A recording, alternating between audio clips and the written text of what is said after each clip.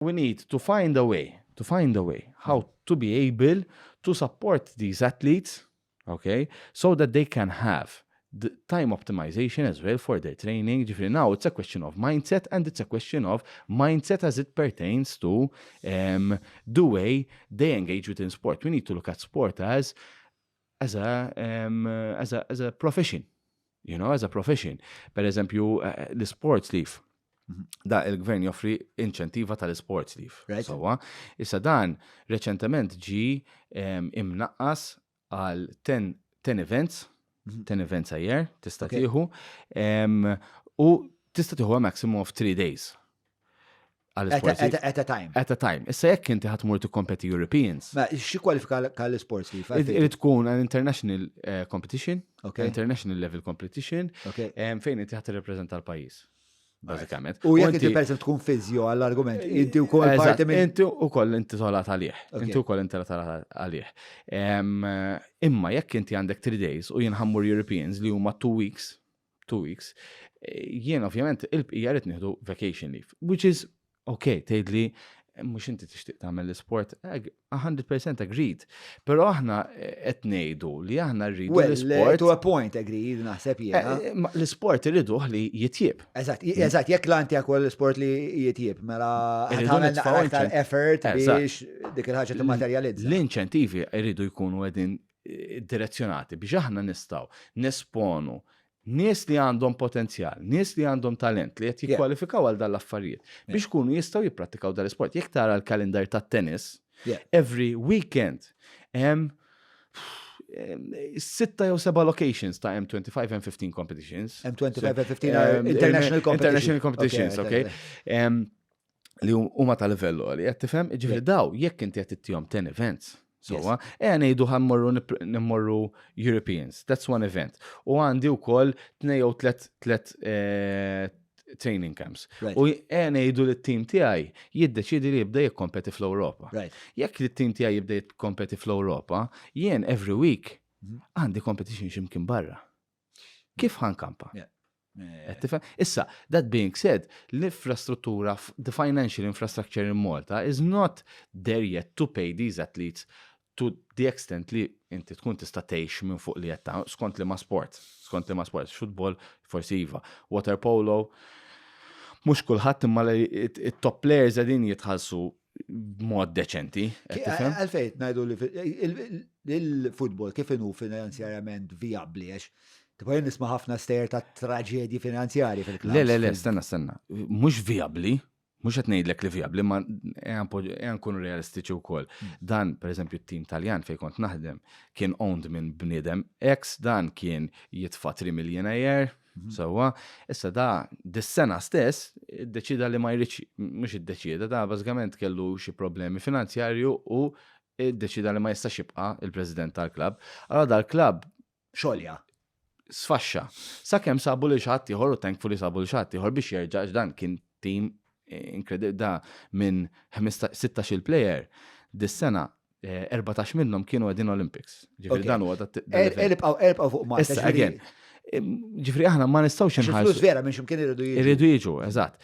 Però iktar milli just il-flus hija l-mindset li aħna għandna lejn l-isport, li aħna rridu nitfgħu lil dal-atleti f'pożizzjoni atleti u professjonisti oħra, ġifieri physios, coaches, tobba, whatever it is, li intu għam iċ-ċans li jkunu jistaw jipprattikaw dan l-sport biex ikunu jistaw itejbu il-level tagħhom. Issa, ma nafx, meta nitkellmu jiena u inti, hekk qed nitkellmu bejnietna faċli tgħid u hija Nieħu tarlif, jien nifhem li ovvjament hija diffiċli hemm limitazzjonijiet, però irridu nsibu b'xi mod ta' kif inkunu nistgħu nimbuttaw lil dawn l-atleti li jkunu jistgħu jitrenjaw f'ħinijiet aħjar biex jkunu jistgħu jirkupraw f'ħinijiet aħjar.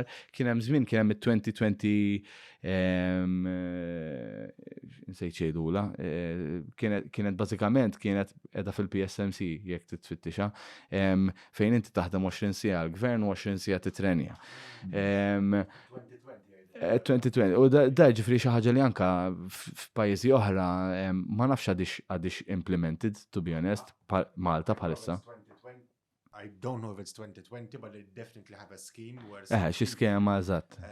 li 30-10 għadem żgur 2020 naħseb ukoll. Ġifri aħna we need to be pushing, ġifri dan, per eżempju, Yuri Keki, ma nafx tiftakarx minn kien Yuri Keki. Yuri Keki kien one of the top gymnasts tad-dinja Taljan. Kien jaħdem, kellu bicep daqsiex. U shoulder daqsiex. U shoulders daqsiex. Kien wieħed mill-ewwel nies li kien għamel lion cross popolari fuq on the rings. Anyway, long story short, dan kien jaħdem mal-militar. Tifhem, imma kien jaħdem mal-militar ammont ridott, tifhem ħafna ridott biex ikun jista' jitrenja 6 sigħat 7 sigħat kuljum. Tifhem, ġifri dan aħna jekk aħna rridu intejbu l-livell tal-sport. Bil-fors, there's an element of time and there's an element of time which needs recovery. Tifhem, ġifri jekk jiena rrid nippromovi li dal-atleti jkunu jistgħu jitrenjaw. Kont tagħmel, kif ħatamilha? Għax qed naqblu li l-flus mhumiex infiniti, biex għajjaf moħħi waqt li qed tgħid dawn l-affarijiet qed narqisu xi sistema naqad kelma hija diskriminatorja fil-verità. Li inti tajt, isma' dal-sports leave li huwa ġenerali għal kulħadd, għandek daw 3 ijiem għal for 10 births. Eżatt. Però mbagħad inti jekk inti għandek ċertu naf ħiliet. Nistgħu nissettjaw ċertu ammont ta' parametri. Dal-parametri jikkwalifikawk biex tkun l-elit ta' Malta. X'inhu huma dawk il-parametri? Nissettjaw dal-parametri. Eżatt. Issa dal-parametri dak li jkun hemm ħafna modi ta' kif tissettjahom, ovvjament jivarjaw b'kull sport, qed tifhem. Jiġifieri inti tkun titpoġġi bil-qeda ma' kull association u ovvjament tipprova toħloq. Tinnegozja, tara daqsxejn x'inhu mat-tiri tal-objettivi li għandek u inti toħloq dal-parametri bbażati fuq daw. Tajjeb. Hemm xi sports li taħseb li aħna iktar promettenti minn oħrajn? Naħseb jien we need to start looking at għax ovvjament aħna bħala produzzjoni qed nitwalu, però anke pajjiżi oħra din jitwalu relativament. U ma naħseb jien għandna bżonn inħarsu lej weight category sports. Weight category sports naħseb li għandna bżonn nidħlu daqsxejn iktar fihom. U sports, per esempio, bħal sailing, aħna għandna ħafna pajjiżi li jiġu jagħmlu their Olympic training camps Malta. U aħna jisna ma tantx nibbuttawh bħala sport. Tifhem?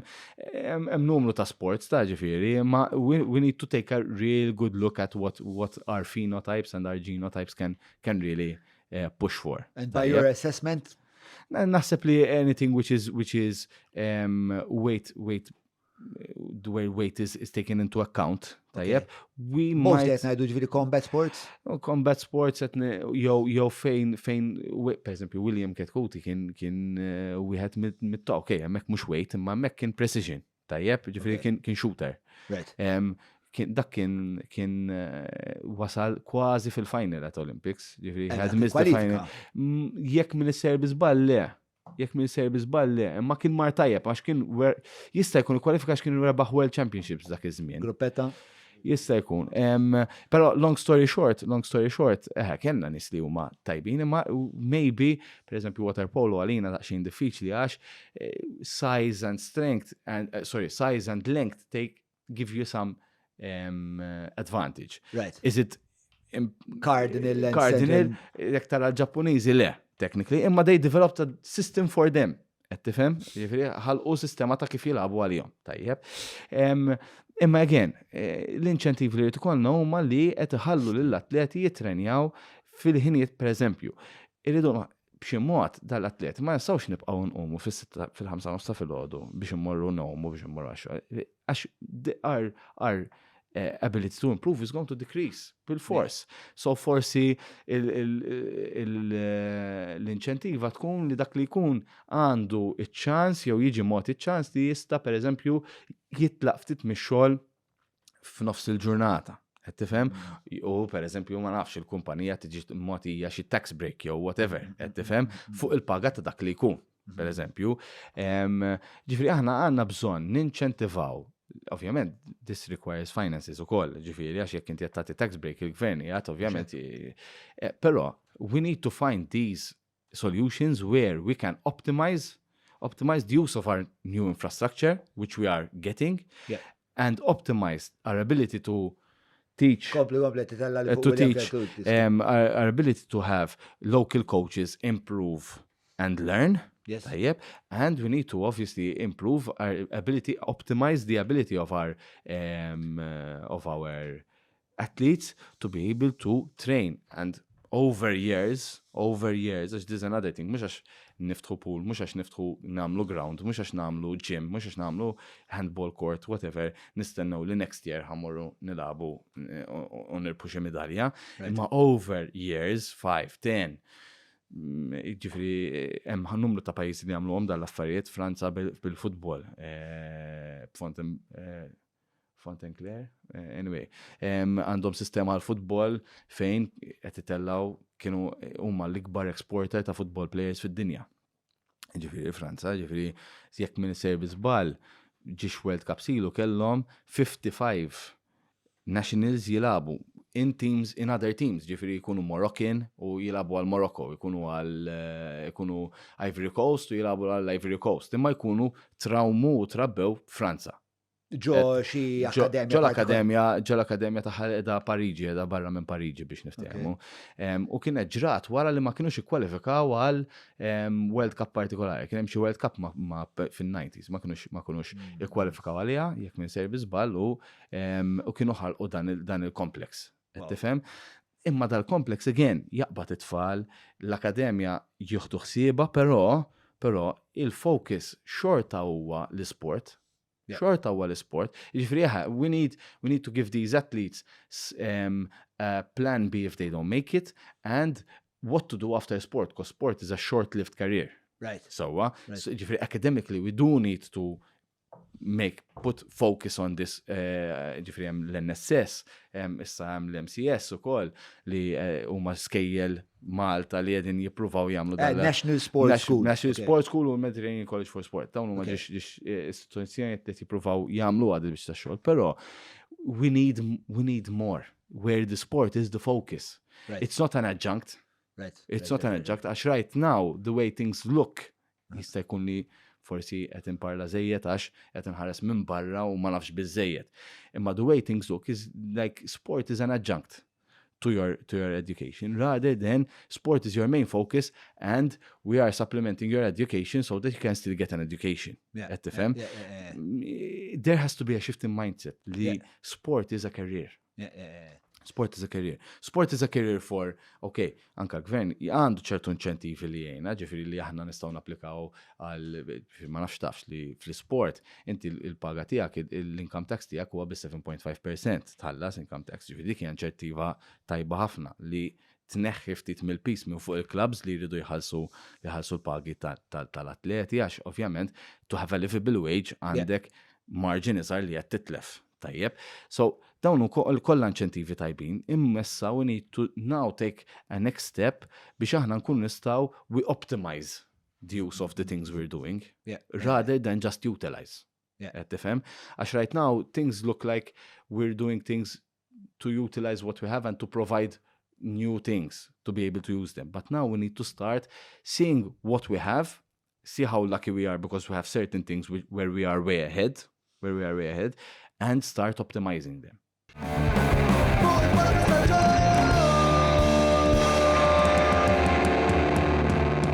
Mela, tlaqna?